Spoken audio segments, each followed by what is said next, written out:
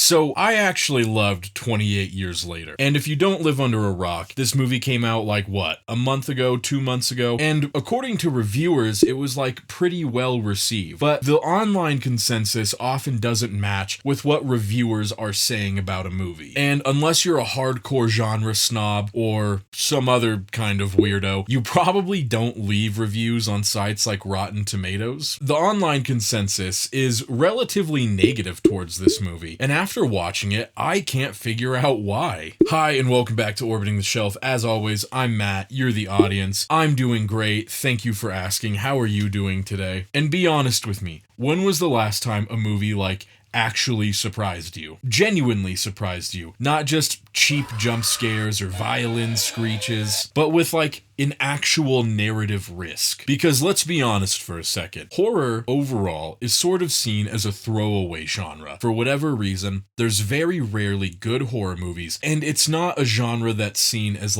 highly respectable by a lot of people, no matter which medium you consume it through. Books, movies, graphic novels. The only exception here might be video games. Horror video games are always highly revered for some reason. Well, for good reason. I'm a big fan of those too. But the vast majority of horror movies follow the exact same blueprint. They're sort of just like a summer blockbuster cash machine. A few will drop near Halloween. Companies will come in, release one, make a bunch of cash. It gets reviewed like shit, and then they leave, and the cycle repeats. It's very rare you see something that is an ode to the craft and doesn't follow the haunted house blueprint of bad guy, couple red t-shirt characters die, the plot is resolved through some silly miracle by the underdog character. And along the way, you get jump scare after jump scare and silly soundtrack beat, and that's kind of just it. And in my opinion, 28 Years Later didn't do that. It was messy, it was weird, it was a little uneven at times, but it took swings, and it was different. And a huge sentiment you hear all the time in the online space is, why aren't there original movies anymore? Why is everything a sequel or a remake? Why can't we get something new? I'm tired of watching the same movie all the time. And admittedly, while 28 Years Later is a sequel, it did a lot of new stuff and differentiated itself very staunchly from its predecessors. And it was ridiculed for that pretty relentlessly. And that's the thing. Consumer consensus online never matches consumer behavior. When people take risks and put these products out on the market, nobody actually goes out and sees it or reviews it well. They go, ugh, that was different. No thanks. That's entirely enough unclothed zombie for me. And personally, I would rather watch a risky swing of a movie than another 5 out of 10 haunted doll, evil nun horror blockbuster. Alright, the first thing I really loved about 28 Years Later is that this is a world that's already ended. This isn't an outbreak movie. It's not about the collapse. It's not about the rebuild. It's merely about life inside the wreckage of this horrible event. There's sort of a bell curve when it comes to horror movies. We typically either see the inciting event or we see the ending event that brings the world back to a baseline. And we meet people who have adapted an entirely new society, new beliefs, new traditions, new rules. It's kind of like an anthropology class by way of apocalypse. Have you ever read or watched The Road by Cormac McCarthy? Loosely quoting it because I don't quite remember. There's this part where the man sort of makes up a new tradition for his son on the fly, one that fits inside of the post-apocalyptic world they're currently living in. And why does he do this? It's to give his son a sense of normalcy, a sense of hope, and he says to himself internally something along the lines of, where old traditions fail, create new ones.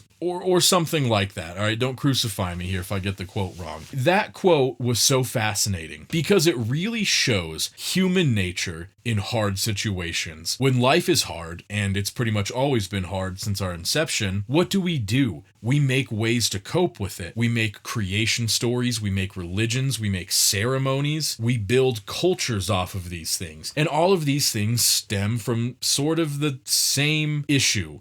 Life is hard. How do we cope with it? There are a lot of big, scary, unanswered questions we can't wrap our heads around. What do? We build stories, we build religions, and this is how human culture forms. And that's something we're seeing on the microcosm of this island where the outbreak has happened. I really enjoyed that element of watching humanity rebuild from the ground up, and not just buildings and farms and ranches. I mean, rebuild, new belief systems, new traditions. I just thought that was so fascinating, and that's something we don't really see in horror a lot. And if we do see it, it's like, oh, humanity formed like this weird evil doomsday cult, and they sacrifice people with bee helmets, or I don't know, some goofy shit. Not the beast!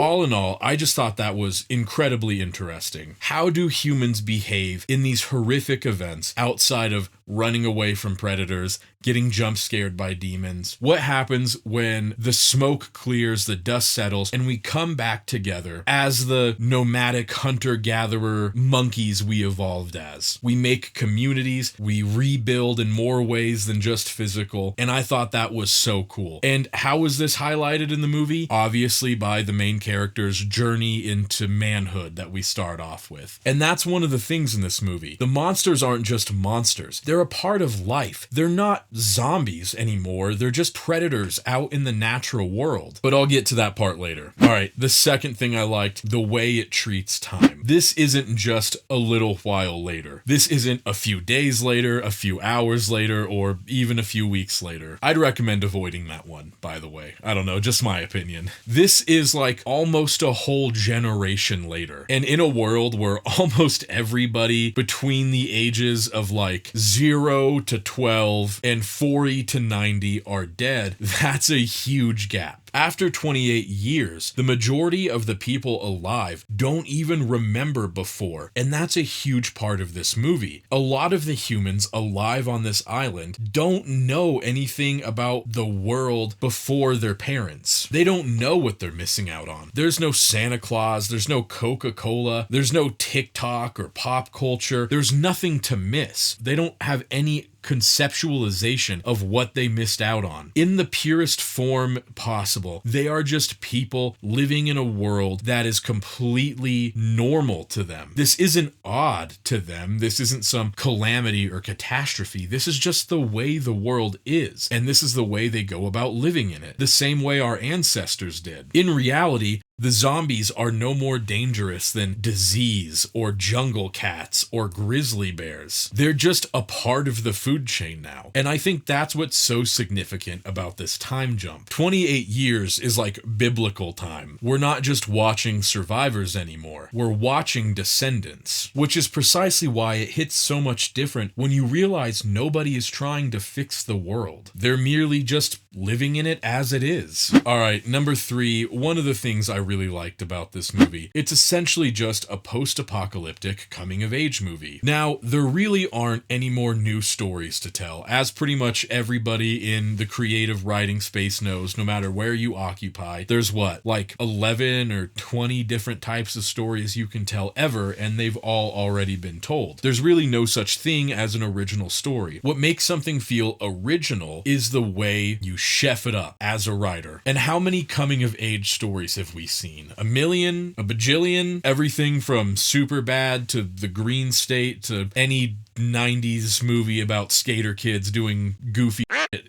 around their small town. But how many times have we seen a coming-of-age story in an apocalypse? Probably still a significant amount, but it's like way less for sure. And specifically, a coming-of-age story in an apocalypse where this society the young boy is born into has new norms, has a new culture, has evolved, and the world to them is just the world as it is. Maybe like The Last of Us, but even then, that's sort of a story about like preserving humanity and preserving the culture and trying to get back to the baseline. What I loved so much about 28 Years Later is there is no getting back. It's just how it is now. And a lot of people that I talk to and I see commenting online really hated that the story wasn't about the father. They felt like they were being promised that the dad was the main character. And in the beginning, we see the dad navigating this world expertly. And he's like, what, 25? He's probably like the first generation of people to really live in this world and grow up in it, not knowing the before. Maybe he's 30. I don't know. Maybe he did know the before. Don't quote me there. I'm pretty sure he did. Either way, people were really upset that it wasn't about the father. And admittedly, maybe the marketing was like a little bit of a bait and switch, right? Maybe the movie was kind of like, oh, sorry, you're not getting like a badass zombie slayer main character. You're getting this kid. And it's going to be a coming of age story filtered through grief, survival, and trauma, and the few other things. It's a classic structure, but like a totally weird twist on it. Boyhood with mutants. That's a good book. I ought to write that down. While filming this, I just realized this is yet another movie that's just the road. If you haven't seen my video on the road, I say that like almost every post-apocalyptic movie is just the road. And this is another post-apocalyptic movie that's kind of just the road. Except the boy is taking care of the parent, and the parent's a mom and not a dad. And there's zombies instead of cannibals. Huh. This is just the road again, isn't it? Either way, getting into the next thing I loved, the presentation of 3 species in this world. Okay, so now I need to talk about the military guy. The one that tags along with like the kid and his mom for a while before meeting his untimely end, which once again, a lot of people didn't like. Because he's introduced and you're like, oh cool, an adult who's gonna like shepherd this kid and do cool soldier things and make the movie like maybe a little bit less boring. And then things happen to him. But what is his purpose in the movie? Considering he's only there for a little bit and he doesn't really serve like a giant narrative purpose at first glance. But at second glance, I think he serves a giant narrative purpose. If I were to show you a picture of humans, Neanderthals, and the weird little pygmy humans who were like only alive for a few million years before dying out because of unknown causes.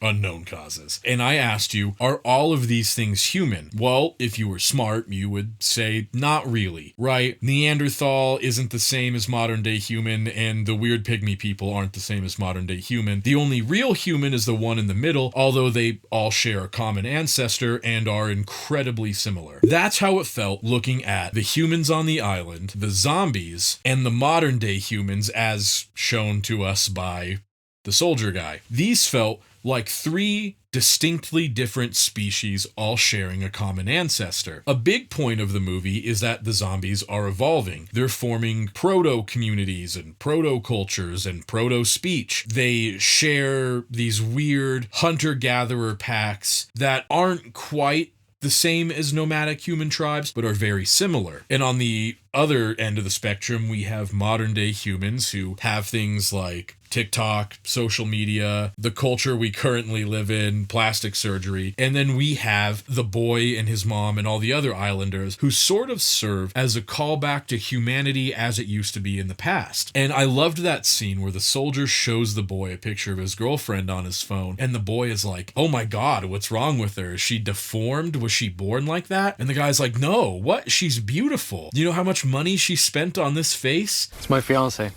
Or ex, I guess. What's wrong with her face? What do you mean? It looks weird. You're weird. She's gorgeous. What's wrong with you?